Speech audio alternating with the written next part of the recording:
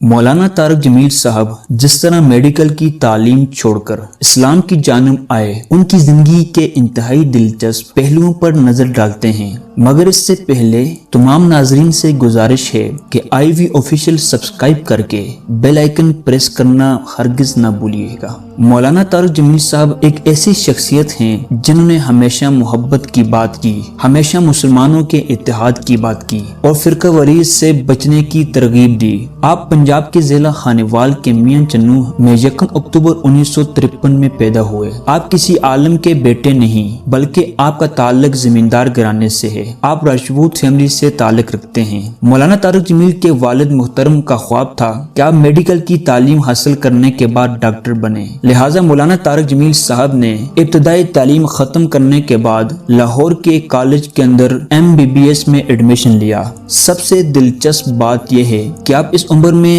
ایک اچھے سنگر بھی تھے۔ آپ کی خوبصورت آواز کی بنا پر آپ کو کئی محفلوں میں بلایا جاتا تھا، لیکن اللہ جسے اپنے مقصد کے لیے چن لے تو اس سے کوئی نہیں روک سکتا۔ دوران تعلیم ہاسٹل لائف میں آپ کی دوستی ایک ایسے انسان سے ہوئی جو آپ کو روز دعوت تبلیغ کرتا تھا اور اجتماع اور سروزہ کی دعوت دیا کرتا تھا۔ دوست کے بار بار اصرار کی وجہ سے ایک دن وہ آپ کو تبلیغی اجتماع میں لے جانے کے لیے اصرار کرتا رہا۔ آخرکار مولانا طارق جمیل صاحب اس کے ساتھ چل گئے، یعنی کہ مولانا کی زندگی یکسر تبدیل ہونے جا رہی تھی۔ اللہ پاک آپ کو دین کا کام کرنے کے لیے چن چکا تھا۔ آپ اجتماع میں تھے، تب ہی آپ کے ذہن میں ایک سوال آیا کہ میں اگر اس وقت مر جاؤں تو کیا جنت میں ڈالا جاؤں گا یا جہنم میں؟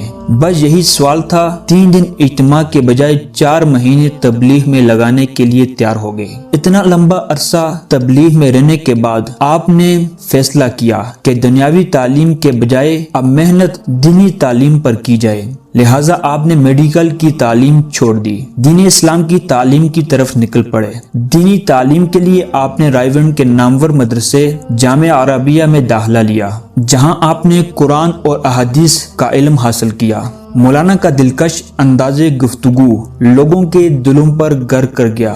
یہی وجہ تھی کہ جب وہ لوگوں کی نظروں میں آنا شروع ہوئے تو عام لوگوں سے الگ ہوتے گئے۔ آپ نے تبلیغی جماعتوں کے ساتھ دنیا بھر میں دعوت و تبلیغ کی حرص سے سفر کیے، اسلام کا پیغام دنیا تک پہنچانے کی بھرپور کوشش کی۔ ایک سروے کے حساب سے آپ کے لیکچر ڈاکٹر ذائق نائک کے بعد دنیا میں سب سے زیادہ سنے جاتے تھے۔ اس حساب سے یہ کہنا بالکل غلط نہیں ہے کہ امت مسلمہ کے سکالر میں دوسرے نمبر پر حضرت مولانا طارق جمیل صاحب کا نام آتا ہے۔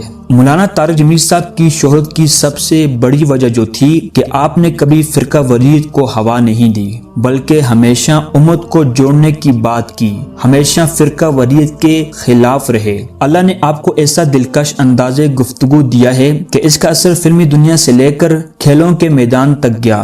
جنید جمشید، سعید انور، فیروز خان جیسے مشہور شخصیات کو اسلام کی جانب لانے میں آپ ہی ذریعہ بنے۔ ویسے مولانا طارق جمیل صاحب نے ہر حکومت کے ساتھ مل کر عوام کی فلاح و بہبود کے لیے کام کیا، بلکہ ایسے وزیر اعظم جن کے ساتھ ملاقات کرنا مشکل ہے۔ اللہ نے مولانا کو دین کی برکت اور قربانیوں کی وجہ سے ان کے ساتھ ملاقاتیں کروائیں۔ اکثر یہ ہوتا ہے کہ مولانا صاحب کبھی نواز شریف سے ملاقات کرتے ہیں تو لوگ سمجھتے ہیں کہ مولانا کا تعلق نون لیگ سے ہے، اور جب عمران خان سے ملاقات کرتے ہیں تو لوگ سمجھتے ہیں کہ مولانا کا تعلق PTI سے ہے، حالانکہ مولانا کا کسی پارٹی سے کوئی تعلق نہیں، اور انہوں نے ہمیشہ اکثر کسی بھی سیاسی شخصیت سے ملاقات کی ہے۔ اس کی سب سے بڑی وجہ یہ ہے کہ کیسے یہ بڑے بڑے لوگ ان تک دین کی بات پہنچ سکے۔ مولانا صاحب نے دین کی دعوت کے ساتھ ساتھ سب سے بڑا کام یہ کیا کہ وہ بازار جہاں عورتیں اپنا جسم بیچ کر اپنے گھر کا خرچہ چلایا کرتی تھی، مولانا نے اپنی ذات سے ان کے مہینے کے خرچے کا ذمہ لے لیا تھا تاکہ وہ اس برے فعل کو چھوڑ دیں، اور الحمدللہ اللہ کے فضل و کرم سے وہ بازار ختم ہو چکے ہیں۔ اب مولانا صاحب بہت کثیر تعداد کے اندر ایسی مجبور عورتیں جو یہ غلط کام کیا کرتی تھی ان کے مہینے کا معاوضہ اپنے ذمہ لے لیا ہے۔ اب اس سال 2021 کے اندر حضرت مولانا طارق جمیل صاحب دامت برکاتہ عالیہ نے 2 کام کا آغاز کیا ہے۔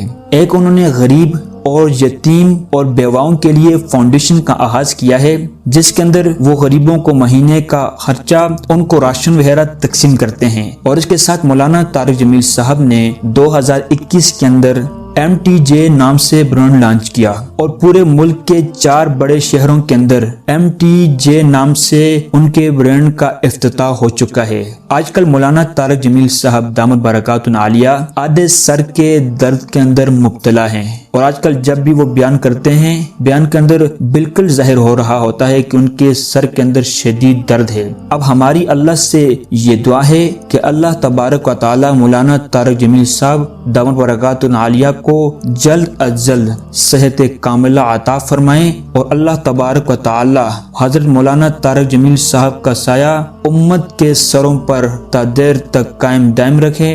جزاک اللہ۔